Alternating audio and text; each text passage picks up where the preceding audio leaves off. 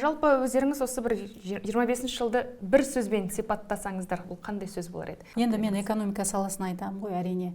Бұл биылғы жыл экономикада осы пандемиядан кейінгі бір жақсы өсім көрсеткен жыл болды. Бұл жерде жалпы ішкі өнім бізде 6%-дан асқан көрсеткіш көрсетіп отыр. Оны бөліп айтатын болсақ, көлік және логистика, тасымалдау, құрылыс, тау-кен өнеркәсібі, сауда өнеркәсібі, өңдеу өнеркәсібі, міне осылардың әсіресе мына біздің тұрақты сыртқа экспорт, президентіміздің жасап жатқан саясаты, көптеген шетелдерден келді, сол елдердің өкілдері, біздің президентіміз барды. Міне осының арқасында бізде осы экспорт жоғарғы деңгейде сақталды.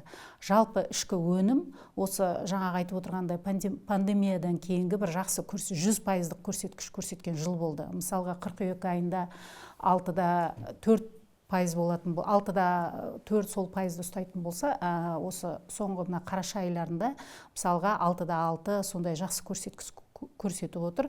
300 миллиард доллардан астам біздің қорымызға келіп қаржы түсті. Бұл жақсы көрсеткіш. Сондықтан жақсы жыл деп айтуға болады, және келесі осы 26 жылға, жаңа жылға бір жақсы қадамдарменен, жақсы үмітпен алға басатын осындай жақсы жыл деп ерекше ата өтсек болады. Жақсы үміт сыйладыңыз енді.